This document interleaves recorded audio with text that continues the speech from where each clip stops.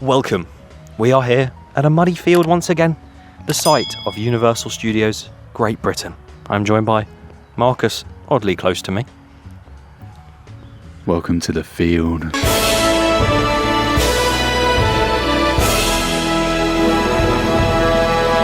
We're back once again, as you can see. We are here for a special episode because the chair there, it's looking rather, I don't know, it looks a bit unrealistic, I'd say. But why is there an empty space, Marcus? Because I forgot how to frame the field. What was the seating set up again? Do I need to move? No, we'll get the 50-man camera crew to move us around. Yeah, 2 seconds, guys. All right, so, the chair's transformed. Oh, it's looking a bit different. Yeah. Why's that? It says BBC Three Counties on it. Can it have any reasoning? No. We're actually being joined today by the lovely Olly Mann, who is a podcaster and presenter from BBC Three Counties and fellow theme park fan. Hello. How nice to be on your show in a field. Well, thank you so much for joining us. It really is a pleasure to have you here in our lovely muddy field. I mean, it's dry mud today, isn't it? Which is just fantastic. Like, when is the weather, I'm sure we'll get onto this, when is the weather ever like this here? This would be a fabulous day to be at a theme park. I genuinely think this is the first time we've ever filmed an episode of this, after like 10 or so episodes, where it's actually been nice weather. Right. Because there are literally episodes where we are sat and it's raining, we have umbrellas up, and it's all out of focus, all grey. So, yeah, it's lovely weather. We should probably be in Hawaii or something. I've dressed appropriately. For the benefit of listeners, not viewers, I'm dressed like I'm on holiday, or vacation as they'd say, in Hawaii or Florida, and this is, yes, how I dress from May to October. I love it. Well, do you want to tell the viewers at home a little bit about yourself? Yes, so my name's Ollie. I've been podcasting since 2007. Wow. Back when all this was fields. Yeah. See what I did? Still is. Hey. Actually, like, my interest in theme parks has always manifested itself in my work a little bit. So one of my shows is called Answer Me This, which is a comedy question and answer format. And because people sort of twigged that I was interested, particularly in Disney, I get a lot of questions about Disney, which was an excuse for me to research the answer. Recently, I had one about Spaceship Earth, which I geeked out on. As my sort of career developed, I did another show called The Modern Man, M-A-N-N, pun on my name. I've tried to shoehorn in episodes about theme parks into that. So I did an episode called How to Build a Theme Park, where I interviewed, I think his name is Bradley Wynn, who's one of the creatives Thorpe Park we were talking about, but obviously works across the whole group of theme parks in the UK, if you know him. So yeah, I've always had an interest in theme parks. And then what happened was, recently I was on a holiday with my kids in Florida at Universal Studios Orlando on the day back in April that they announced that this thing was actually happening. No way. And it was just a weird coincidence, because obviously I'd heard rumblings about it. Yeah. But to hear it actually confirmed by the Prime Minister, this is happening, it's coming to Bedfordshire, and I was in Orlando. I was literally in my swimming trunks at Volcano Bay when we heard the news. And then what happened for the whole holiday was me and my wife and the kids were just constantly being like, could they build this in Bedfordshire? Yeah. Like, look at the size of this log flume. Like, that can't be hanging over the M1. Could they build this exact replica of Jurassic World in Wootton? Is that really possible? It became something that I'm really interested in, and so I mentioned it to the team at Three Counties Radio, which is my local BBC station. I said we should do a show about this, and luckily, over the summer, there isn't a football show on, so I've been making 4 one-hour programmes for them called Rollercoaster, Universal's Bedfordshire Journey. And yeah, we've been tracking kind of the implications for the locals around here, talking to some theme park enthusiasts like yourself. And yeah, and we're doing 4 shows, but the hope is, obviously, we're still 6 years away. It's maybe something that could become a returning series, and we'll keep checking in with the progress of this thing. Amazing.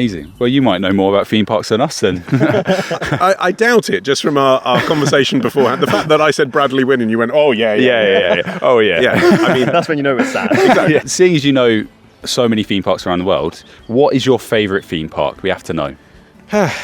Okay, so, I mean, having just been to Florida, they're obviously fresh in mind, and those are kind of the world-class ones, aren't they? Which is why this is so exciting, right? You're hoping that they'll bring something of that class over here. The original Universal Studios park in Orlando might be my favourite. Wow. I really like Islands of Adventure as well, because it's got Jurassic Park and it's got the Harry Potter stuff, but I love movies as a kid, and sort of my original love for theme parks came from visiting Disneyland in California and Universal Studios Hollywood. Yeah. And I think they've still managed to maintain enough of the spirit of those original parks in the original Universal Studios park in Orlando, while still putting in kind of IP that kids like. Possibly that would be my favourite. I just love the attention to detail. I mean, that is now 2 of 2 guests who have said Universal Orlando is their favourite. Chris Curtis also said it, Milton Keynes North MP.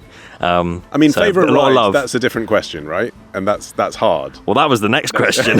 What's your favourite ride? Of course, you've said Universal Orlando, the Studios Park there is your favourite park. Yeah. So what's your favourite? Roller coaster or ride? So until this recent trip to Florida, I would say objectively the best ride in the world was the Harry Potter ride at Islands of Adventure in Hogwarts. I just think it's amazing. Nice. Yeah, the fact that you don't know what it is, I just thought it was mind-blowing. But then on this more recent trip to Florida, I went on Rise of the Resistance at Hollywood Studios. Oh, I so That's want to go on definitely that. the best ride in the world, I'm afraid. Just the scale of it, even from like the whole queuing experience as well, and everything before you even get on the ride. I mean, yeah, exactly. I mean, the bit where for people who have been on the ride, where you get into the big reveal, where you kind of come out the other side, cover your ears, and you're in this enormous cave. And I'm not even a Star Wars fan. I don't particularly like Star Wars. I just thought it was absolutely, again, just mind-blowing. And then the ride itself, you don't know what it is. Okay, you're done. To answer your question about my favourite ride, so again, it's complicated, isn't it? Because I would say objectively, best ride in the world, Rise of the Resistance, that I've been on. Second best, the Harry Potter one. But my favourite ride is the Vampire at Chessington, because I went on it when I was 9. That's a statement. Yeah,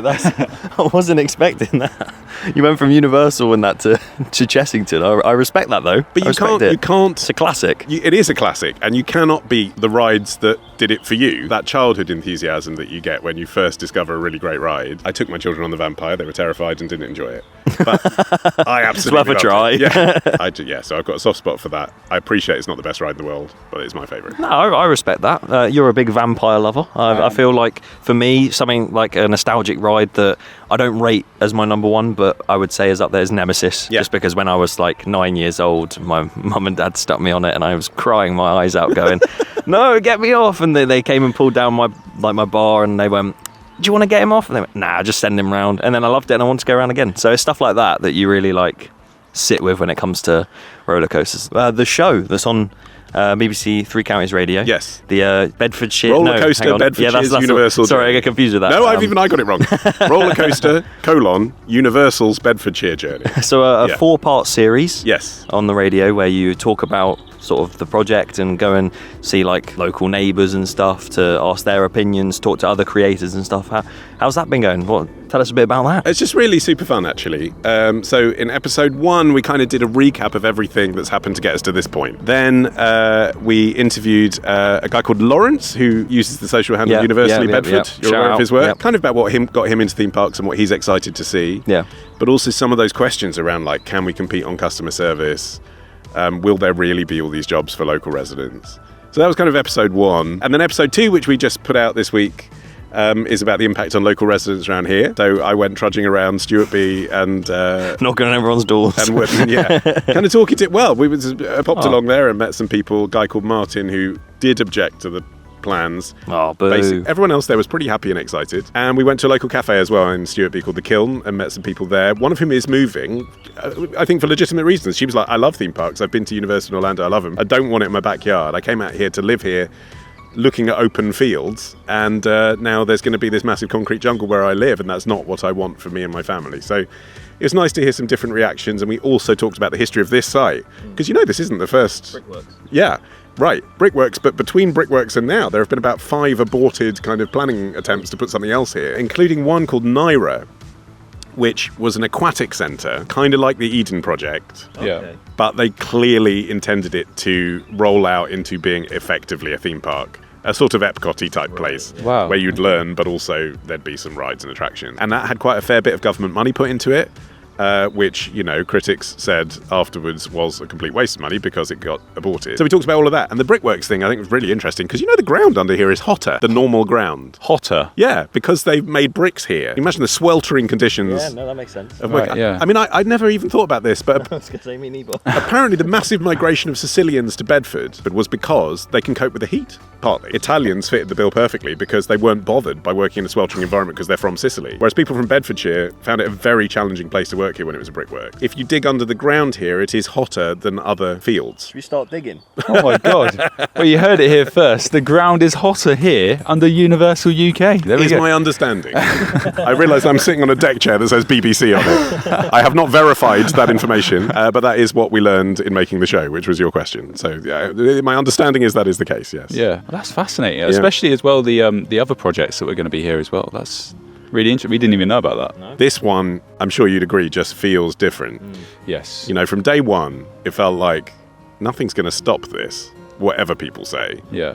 Their houses are going to be bought. Universal Studios is building a theme park here, and it's important to the national economy. It's not like the Paramount theme park that was promoted down near London that time. Yeah, what happened to that one? Thank you for mentioning that. Jumping Yeah. spiders. Jumping spiders. Well, last time we were filming here, there was a spider climbing across our gear. So hopefully that won't stop this project.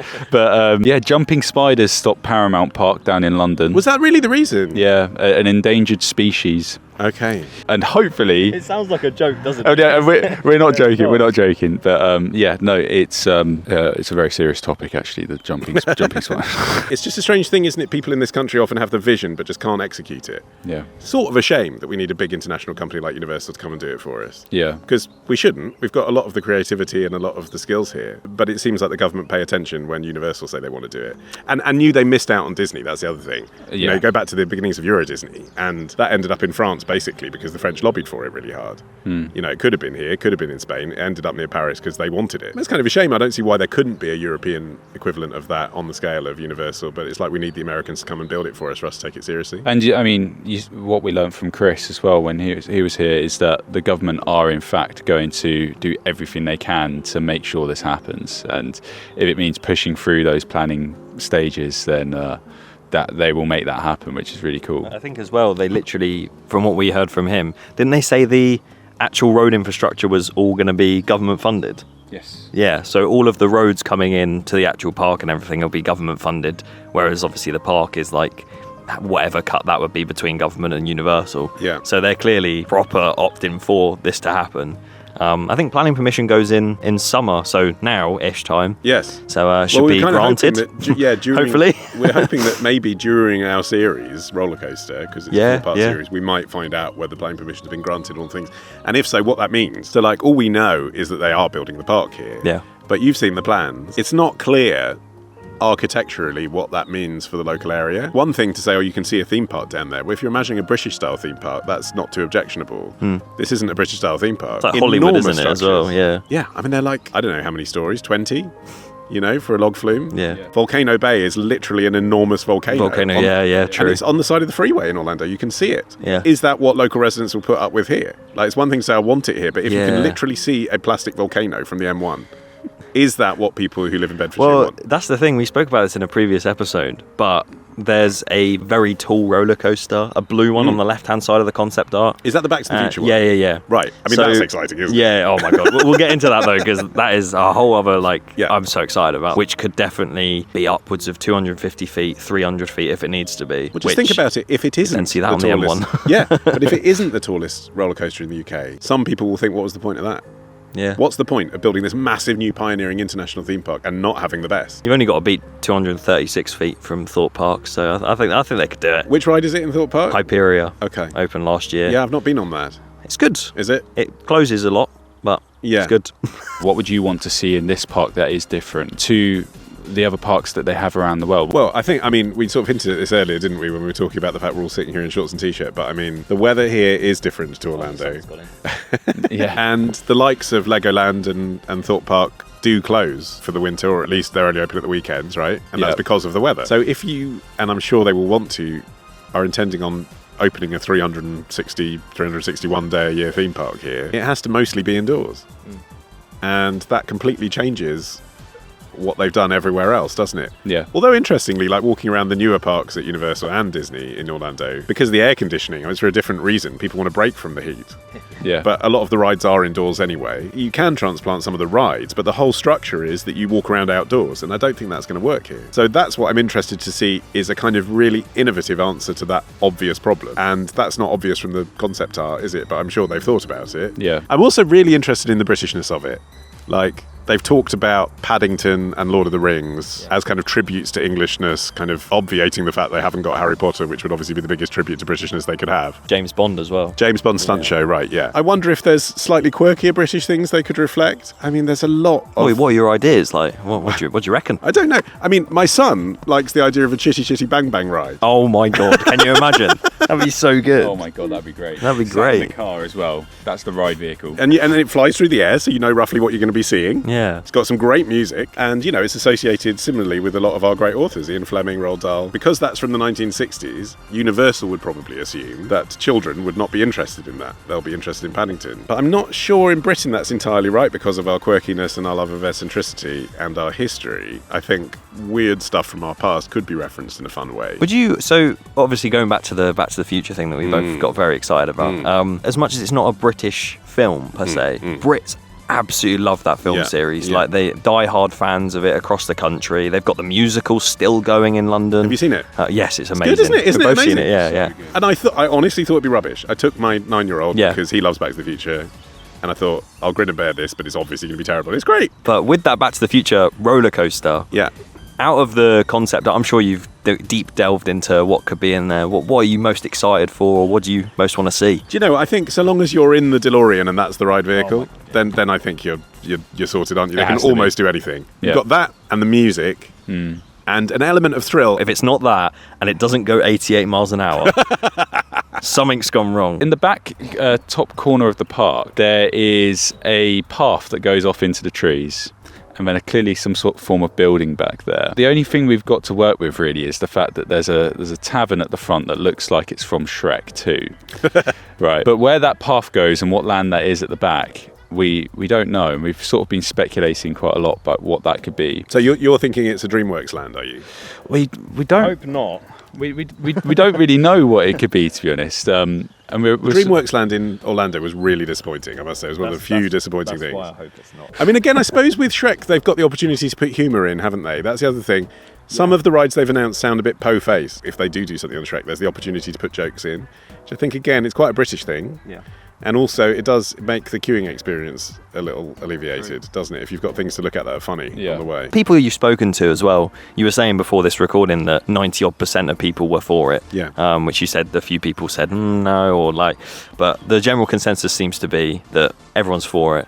And I think the transformation of this field will be very, very cool. I think that's right. I mean, Universal's own data when they did their public consultations initially came back as I think it was 92% in favour. And that's a self-selecting group of people who bothered to reply to a survey, which is your invitation to say you're not in favour. So it might even be higher than that. Like, there might have been people that just sort of implicitly support it by not getting involved in a consultation. Yeah. I would say that 92% probably feels instinctively accurate to me. It feels like even the people that don't like it, that 1 in 10. They'll even say things. I mean, I interviewed a guy who said, it's going to make my life harder, there's going to be traffic through the village, da-da-da. And then I said, okay, so if you had the opportunity to stop this from being built here, would you? And he said something like, I wouldn't take everyone's fun away, or I wouldn't be so nasty as to do that, or something. And the implication was kind of like... He wants it. I think he was just like... basically, the implication I got from it was, I'm old and it's not for me. I appreciate the younger generations than me want it. Right. And so even amongst that group that don't want it, I think there's an acknowledgement that it's going to be transformational for other people. It's an opportunity in this area, isn't it, to live and work here in a world-class attraction, which doesn't really exist at the moment. It does seem insanely positive, like from everyone that we've even spoken to. In the local area, like, it is just insanely positive. Well, actually, one thing, I mean, this is getting a bit like local radio about this, but one thing that we did hear as a concern when we went to interview the owners of the cafe, they were saying, the kiln in Stewartby, by the way, excellent flat white, they were saying to me... Is that the one that do jacket potatoes by any chance? Because oh yeah, Chris said that last time. We haven't been for our jacket potato Chris yet. went to a cafe and said great jacket potato. Okay, right, well there we go. So now they have great flat white. They have great flat white. Yeah. They're really enthusiastic about it. And they know that there's going to be increased business, although they're a bit worried about people just using Google Maps, going in there for a coffee and buggering off. As a hospitality business, it's challenging because what will happen, inevitably, young people who want to work in hospitality as a career, rather than people who just want a summer job, will come here. Why would you not? Why, if you're going to be serving meals, why not serve meals for a giant corporation that can elevate your career and you could end up as a manager, probably for more money than you would working for an independent? And so actually, where are they going to get workers from? If everyone from the local area comes here, good point. Do they have enough people, to actually furnish the tourists that are coming here outside the site? Which I think is a legitimate concern, isn't it? And it's something that we have seen in this area with Centre Parks. When Centre Parks opened, that's exactly what happened. So I think that is something to think about. The last thing I really, really want to know from you is if you could have any themed ride, any film themed, what would you choose to put in this park? Doesn't have to be Universal. Doesn't have to be Universal, just anything in the world. What would you choose to build here? Oh man, that's really, really hard. So if there could be a proper Muppet Land, not just adding like Animal to Rock and Roller Coaster. But if Disney could actually build a Muppet Land, that would merit a trip back to Florida. So you say a Muppet Land. I think we said it a few episodes ago, our options. Yours was like Interstellar or something, like that sort of area. Mine was Wallace and Gromit, because I know they have a ride. I know they have a ride in Blackpool. But Yes. There's also the DreamWorks film Curse the Were-Rabbit. Yeah. Well, Chicken Run? Yeah. Yeah, and they own the DreamWorks stuff, don't they, for theme parks, Universal? Give us an Aardman area, Universal. Yes, definitely. Morph's roller coaster adventure. Well, I think this brings us to the end. Thanks for coming you. onto the field. When you finish any ride in a Universal theme park, you need soaring music and you need to be told that you've just won something. Well done, guys, we did it! You've made out alive. Now I'm trying to think of how to. You have won the field. Thank you for coming on. It's been a pleasure. Absolute pleasure. Please listen to Roller Coaster Universal's Bedfordshire Journey. There'll be a link in the description. On BBC Sounds. It's live on Mondays on Three Counties Radio, but don't worry, if you're listening around the world, BBC Sounds forever. And hopefully more to come nearer the time of construction. Fingers crossed. Well, hopefully I'll come back in 3 years' time. Yeah. We'll be on the field again. No, you won't. We'll still be here. We've got a tent just over there. Yeah, we never leave. Yeah, exactly. Thank you so much for coming on. Thank you, Ollie. He's gone. He's gone back to Orlando. It's the end of another episode. Would you believe it? The sun's just come back out. It's lovely. It's glorious. Stay tuned for more episodes in the future. There won't be one for a little while. But if you missed the last one, check it out. Go away.